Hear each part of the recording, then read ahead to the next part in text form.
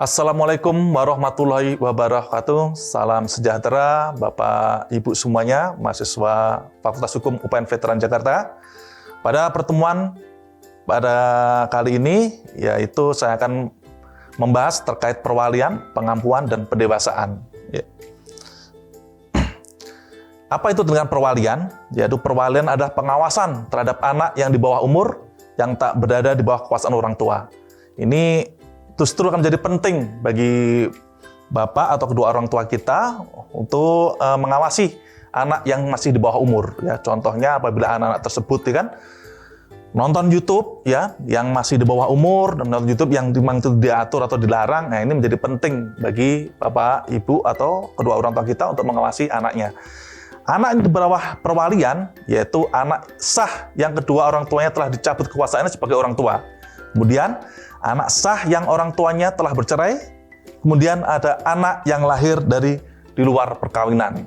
Nah, kemudian seperti kita ketahui bahwa dalam KUHP Perdata yang disebutkan bahwa pengertian dari perwalian itu diatur pada pasal 330 ayat 3 yang menyatakan mereka yang belum dewasa dan tidak berada di bawah kekuasaan orang tua berada di bawah perwalian atas dasar dan cara sebagaimana teratur dalam undang-undang tersebut, yaitu di bawah peraturan-peraturan di bawahnya itu diatur ya bagaimana bahwa perwalian itu dapat dilakukan pengambil alihan. Kemudian perwalian ini ya pada umumnya di dalam sistem perwalian menurut KUH Perdata ada dikenal beberapa asas. Yang pertama adalah asas tidak dapat dibagi-bagi atau ondelbarhet dalam bahasa Belandanya. Pada tiap perwalian hanya ada satu wali. Hal ini tercantum dalam pasal 331 KUH Perdata. Asas tak dapat dibagi-bagi ini mempunyai pengecualian dalam dua hal, yaitu jika perwalian itu dilakukan oleh ibu sebagai orang tua yang hidup paling lama, maka kalau ia kawin lagi, suaminya menjadi medevok atau wali serta. Ini diatur dalam pasal 351 KUH Perdata. Namun jika sampai ditunjuk pelaksanaan pengurusan atau father dalam bahasa Belanda yang mengurus barang-barang Mendasjarke di luar Indonesia disahkan pada pasal 361 KUH Perdata. Kemudian ada asas persetujuan dari keluarga, yaitu keluarga harus dimintai persetujuan tentang perwalian. Dalam hal keluarga tidak ada, maka tidak diperlukan persetujuan pihak keluarga itu. Sedangkan pihak keluarga, kalau tidak datang sudah diadakan pemanggilan, dapat tentu berdasarkan pasal 124 KUH Perdata. Panggilan dalam hal ini yaitu panggilan untuk hadir atau menghadap dalam sidang peradilan. Ya, maksudnya seperti itu. Kemudian orang-orang yang dapat ditunjuk sebagai wali, ini ada 3 macam, yaitu ada perwalian oleh suami istri yang hidup lebih lama. Ini diatur dalam pasal 345 KUH Perdata yang menyatakan apabila salah satu dari kedua orang tua meninggal dunia, maka perwalian terhadap anak-anak kawin yang belum dewasa demi hukum dipangku oleh orang tua yang hidup terlama. Sekedar ini telah dibebaskan atau dipecat dari kekuasaan orang tuanya. Dan perwalian yang ditunjuk oleh bapak atau ibu dengan surat wasiat atau dengan akta tersendiri. Kemudian perwalian yang diangkat oleh hakim. Yang tidak mempunyai kewajiban menerima pengangkatan menjadi wali, yaitu seorang yang dianggap sebagai wali adalah seseorang orang tua. Seorang istri yang diangkat menjadi wali, perkumpulan, yayasan, atau lembaga sosial lainnya, kecuali atau kalau perwalian itu diberikan atau diperintahkan kepadanya atau permohonan sendiri, atau atas pertanyaan mereka sendiri.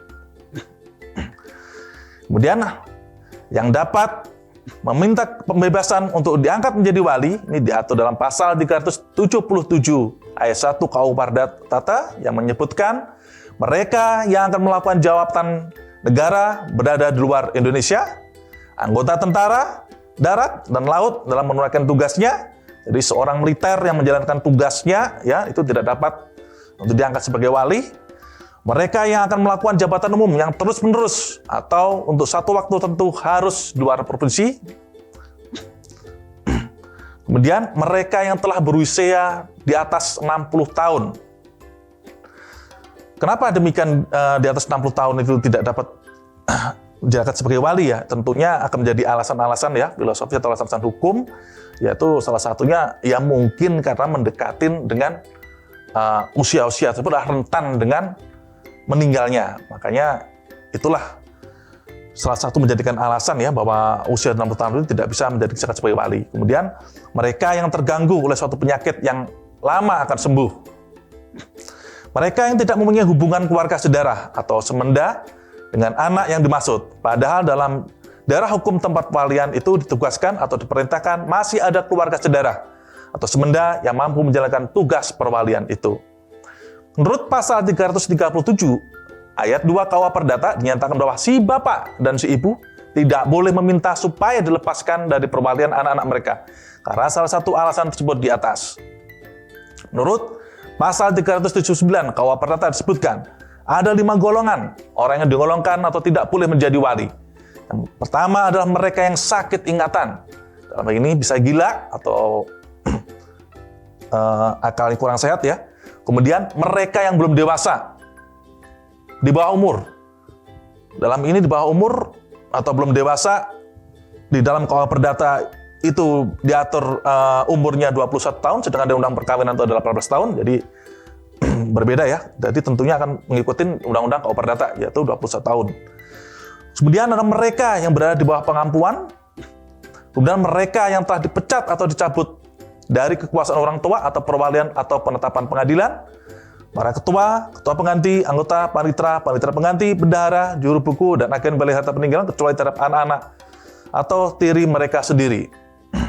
Kemudian, mulainya perwalian, yaitu diatur dalam pasal 331 KUH Perdata yang disebutkan ya, jika seorang wali diangkat oleh hakim, dimulai dari saat pengangkatan jika ia hadir dalam pengangkatan itu. Bila tidak hadir, maka perwalian itu dimulai saat pengangkatan, itu diberitahukan kepadanya.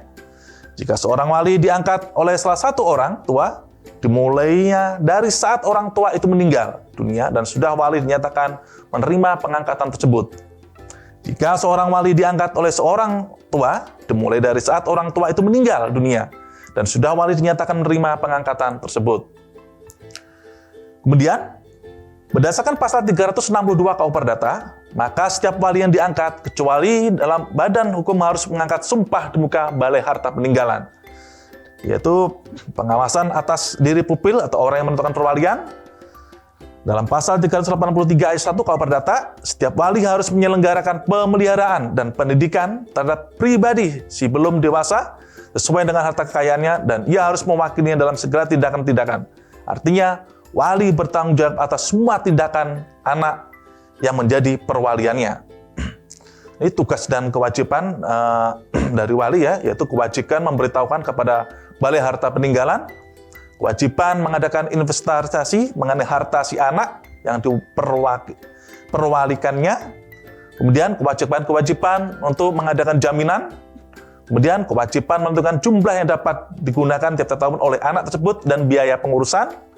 Kemudian, kewajiban wali untuk menjual perabotan rumah tangga, misderejaken, dan semua barang bergerak dan tidak memberikan buah atau hasil atau keuntungan kecuali barang-barang yang diperbolehkan disimpan dengan izin atau weskemmer ya, dalam bahasa diatur dalam pasal 389 KUH Perdata. Kemudian, ada kewajiban untuk mendaftarkan surat-surat piutang negara jika ternyata dalam harta kekayaan ada surat piutang negara. Kemudian ada kewajiban untuk menanam sisa uang milik setelah dikurangi biaya penghidupan tersebut. Kemudian ada berakhirnya perwalian. Itu berakhirnya perwalian ya, dapat tinjau dari dua, yaitu pertama adalah dalam hubungan dengan si anak. Dalam hal ini perwalian berakhir karena si anak telah menjadi dewasa. Kemudian ada matinya si anak. Kemudian ada timbulnya kembali kekuasaan orang tuanya. Kemudian ada pengesahan seorang anak di luar kawin yang diakui.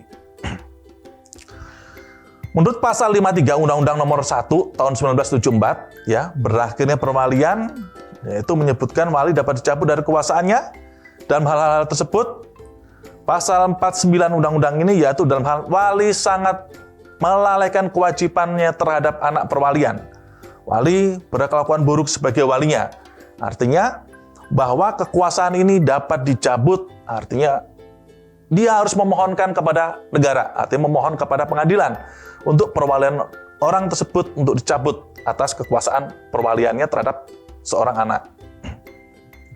Kemudian, apabila kekuasaan wali dicabut, maka pengadilan menunjuk orang lain. Ini sebagai, dia sudah terdapat pasal 53 ya, dalam Undang-Undang Perkawinan. Kemudian, dalam hal apabila wali menyebabkan kerugian pada si anak, maka menurut ketentuan pasal 54 Undang-Undang Perkawinan menyatakan wali yang telah menyebabkan kerugian pada harta benda anak yang berada di bawah kekuasaannya atas tuntutan anak atau keluarga anak tersebut dan keputusan pengadilan yang bersangkutan dapat diwajibkan untuk mengganti kerugian tersebut. Pengampuan dapat kita temukan dalam hukum Indonesia. Ya, ini kita masuk dalam slide pengampuan, yaitu dalam bab mengenai pengampuan. Pengampuan diberikan kepada seseorang yang tidak cakap, maka guna menjamin dan melindungi hak-haknya. Setiap permintaan akan pengampuan harus diajukan ke pengadilan negeri, di mana orang yang dimintakan pengampuan itu berdiam. Artinya, di mana pengampuan tersebut bisa dimintakan sepanjang yang memohon itu adalah orang ya tentunya, kemudian dimohonkan di alamat termohon. Permintaan untuk menaruh seorang di bawah kuretele atau pengampuan harus diajukan kepada pengadilan negeri yang daerah hukumnya meliputi tempat kediaman orang yang berada di bawah pengampuan, dengan menguraikan peristiwa-peristiwa yang menguatkan persangkaan tentang adanya alasan-alasan untuk menaruh orang tersebut di bawah pengawasan, dengan sertai bukti-bukti dan saksi-saksi yang dapat diperiksa oleh hakim.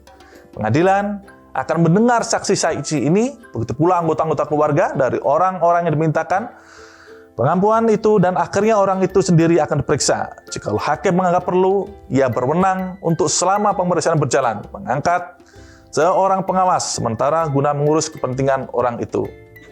Selanjutnya, pengampuan diberikan kepada orang-orang yang diatur dalam pasal 433 dan pasal 434, di mana bunyi dari pasal 433 tersebut yaitu berbunyi setiap orang dewasa yang selalu berada dalam keadaan dungu, gila, atau mata gelap harus ditempatkan di bawah pengampuan. Sekalipun ia kadang-kadang cakap menggunakan pikirannya. Seorang dewasa boleh juga ditempatkan di bawah pengampuan karena keborosan. Di pasal ini yang dapat diajukan pengampuan adalah setiap orang dewasa yang dalam keadaan dungu, gila, atau mata gelap, atau terganggu kondisi jiwanya. Kemudian ada pasal 434 yang berbunyi setiap keluarga saudara berhak minta pengampuan keluarga saudaranya berdasarkan keadaan dungu, gila, atau mata gelap disebabkan karena pemborosan. Pengampuan hanya dapat diminta oleh para keluarga saudara dalam garis lurus dan oleh mereka dalam garis samping sampai derajat keempat. Barang siapa karena lemah akal pikirannya, mereka tidak cakap mengurus kepentingan sendiri dengan baik, dapat minta pengampuan bagi dirinya sendiri, yaitu keluarga yang keadaan dungu, gila, atau mata gelap, keluarga yang karena pemborosan, kemudian seseorang lemah akal pikirannya, seseorang merasa tidak cakap mengurus kepentingannya diri sendiri dengan baik. Setelah kita membahas tentang pengampuan dan perwalian, kita melanjutkan yaitu ke pendewasaan. Bagaimana dengan pendewasaan itu? Yaitu pendewasaan adalah suatu upaya hukum yang dipakai untuk meniadakan keadaan belum dewasa, baik untuk keseluruhan maupun hal-hal tertentu.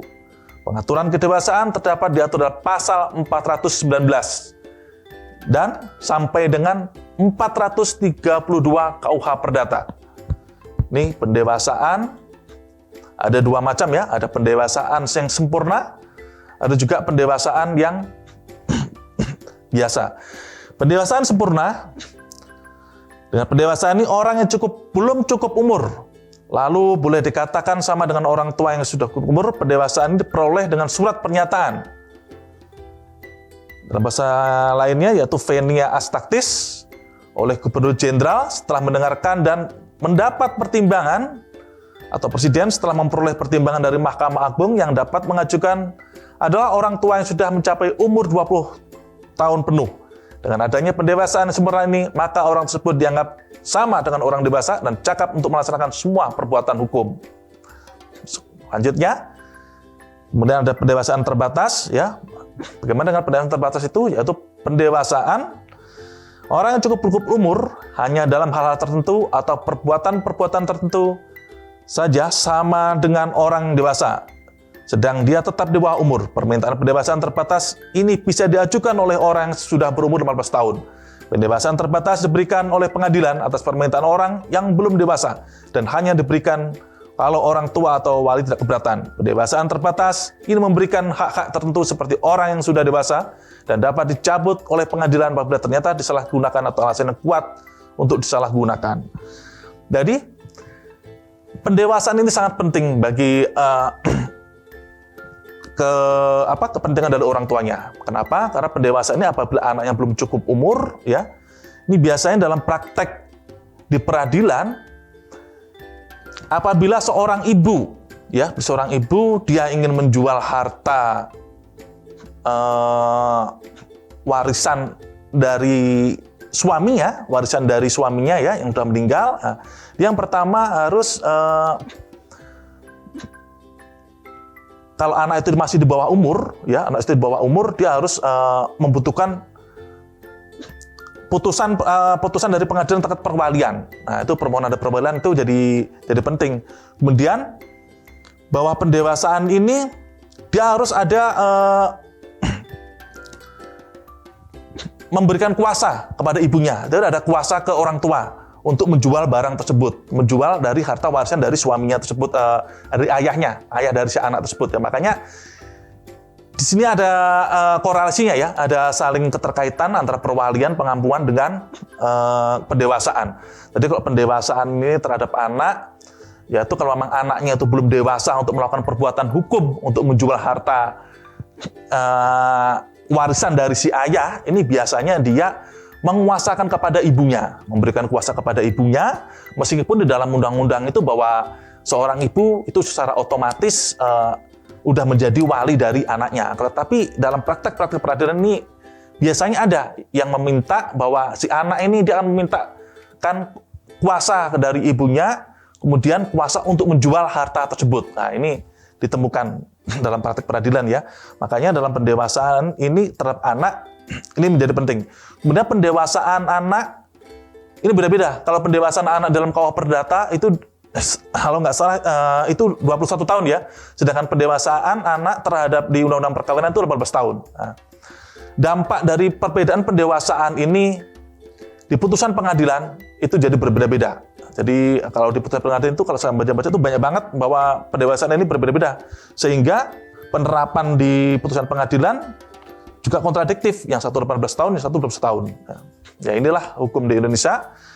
Seharusnya pendewasaan dalam umur ini ditentukan apakah 18 tahun, apakah 21 tahun. Karena pendewasaan di dalam untuk menghadap jabatan di notaris ya, untuk melakukan perbuatan hukum di hadapan notaris sesuai Undang-Undang Jabatan Notaris itu adalah 18 tahun. Nah, tadi berbeda.